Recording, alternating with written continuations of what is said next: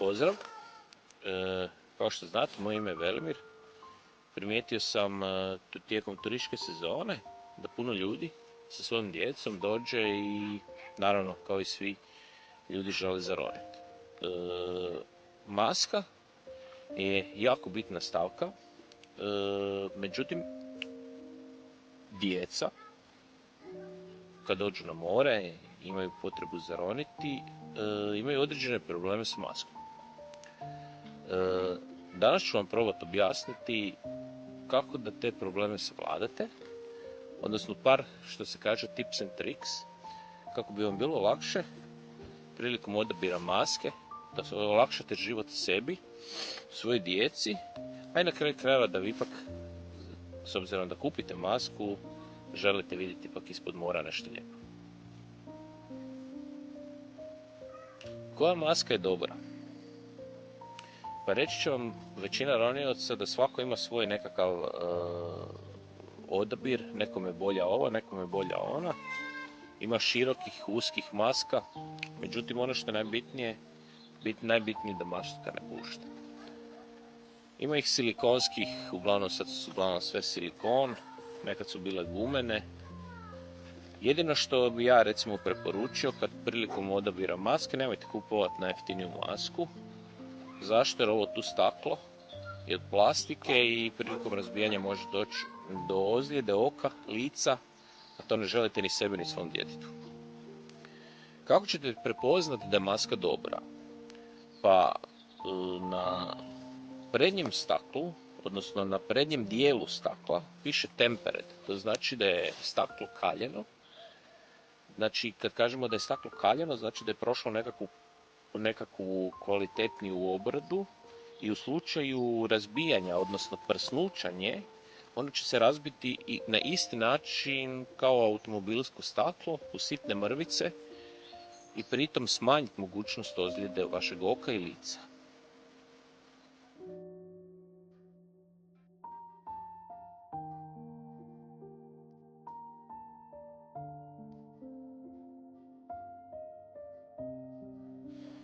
Znači, ono što je jako bitno, kako bi znali koja je maska za vas, znači dođete u prodavaonicu, uzmete je, izvadite iz nekakve plastike, kutije, odnosno zamolite službenika, prevrnete na kontra stranu i sad šta je bitno napraviti? Kako ćete znati da je ta maska za vas?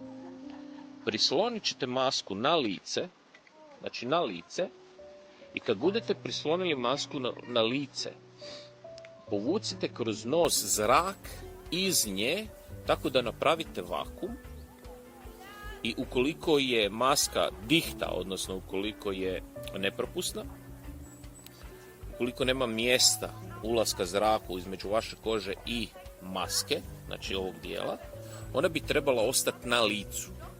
Ukoliko ona ostane na licu, znači da je to maska za vas. Znači rekli smo, prislonit ću masku uz lice i pokušat ću napraviti vakuum. Ukoliko napravim vakuum, znači ta maska odgovara za mene. Pa probajmo.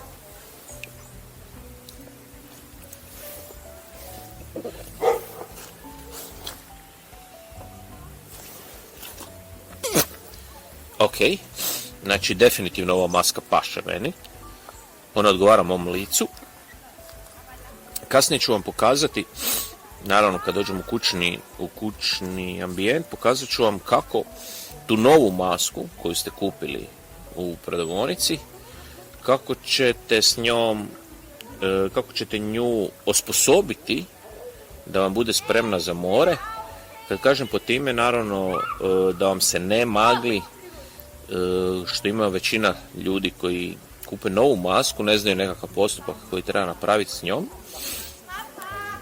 I jedna bitna stvar koju sam primijetio kod kupača, odnosno ljudi koji kupe, kad tu masku stave na glavu, svi zategnu taj remen do besvijesti.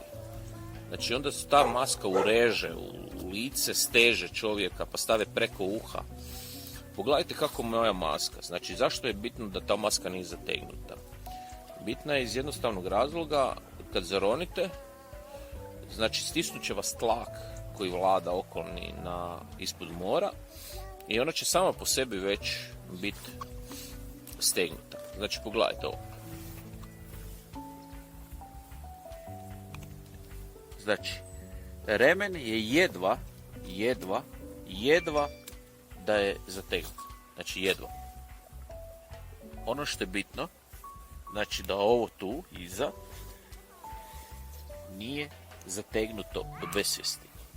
Znači, sasvim lagano. Evo. Mogu je, znači jednim prstom je mogu osloboditi.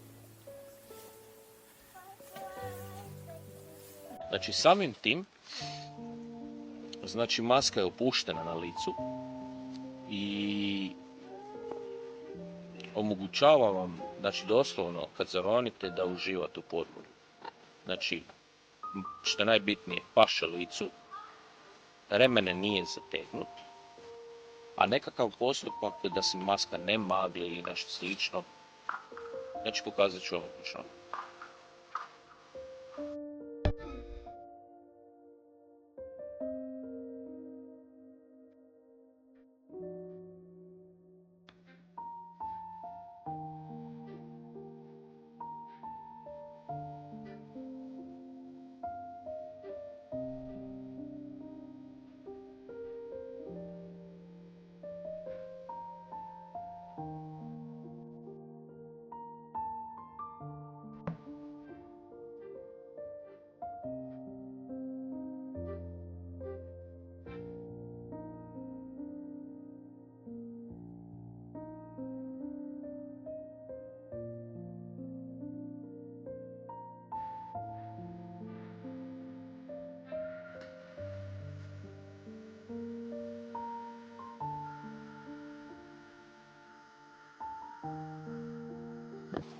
I evo nas na kraju video zapisa.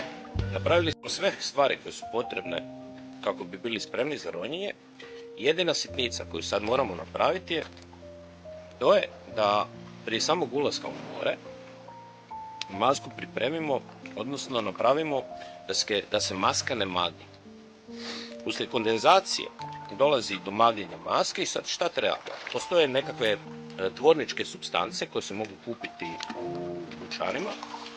Neki namažu kolodontom, a većina ronioca sa vlastitom slinom na maski koja je suha premaže unutarnji dio, pričeka par sekundi, odnosno 10 sekundi, vlastitu slinu ispere, naravno kako bi mogao vidjeti kroz masku, i tada je maska spremna za ronjenje. Taj treći dio, koji nije baš higijenski, osobno koristim i ja. Zašto? Iz jednostavnog razloga jer je to jedna stvar manje o kojoj moram brinuti kad idem na ronjenje. Znači, ponovit ću. Maska nam je spremna, vidjeli smo na početku video zapisa šta je sve potrebno da masku dovedemo u stadij gdje je ona spremna za ronjenje. Došli smo na more. Maska mora biti suha.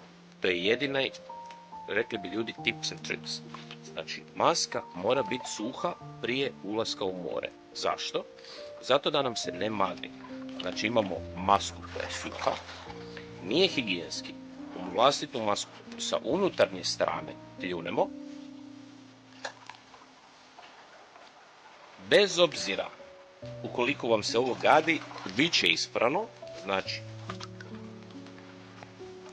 unutarnji dio sa vlastitom slinom premažemo, suhe maske, pričekamo 10 sekundi, 15. Zašto? Bitno je da, znači, masnoća koja se nalazi unutra ulovi filc, ulovi jedan mali film i spriječi kondenzaciju maske sa unutarnje strane. Znači, pričekali smo 10 sekundi i šta sad napravimo? Naravno, neću roniti sa vlastitom slinom. Znači, nju isperem, ali isperem je na taj način da je properem, znači vrlo kratko isperem, da ipak taj film koji se napravio ostane unutra. Znači, gledajte ovo. Znači, šta ću napraviti? Uzet ću i samo ću je proprat malo. Evo ga. Znači, vlastitu slinu sam naravno isprao, ali nisam je oprao kao kad smo je na početku četkicom prali. Znači, samo sam pustio da se taj višak sline iscijedi I ona je sad spremna za uporabu. Znači ona se sad neće magli. Znači ja nju kad stavim na lice i zaronem,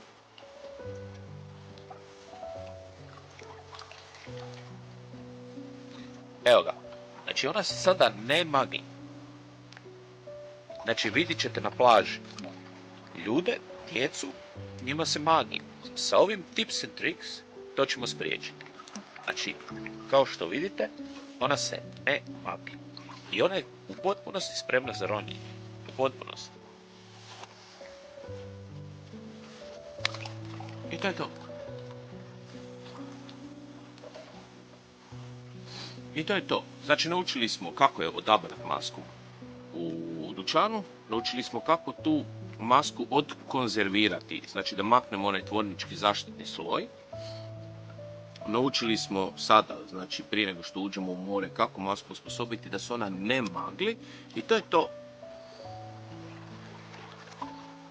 To je sve. Nadam se da vam se video zapis svidio. Malo je duže trajao, nemojte zamjeriti. Ali mislim da je nekad neke stvari možda ipak malo bolje ponoviti. Na kraju krajeva tako sam ja prije 30 godina iste stvari naučio. Hvala vam na pažnji, ugodan nastavak dana i do sljedećeg video zapisa. Pozdrav!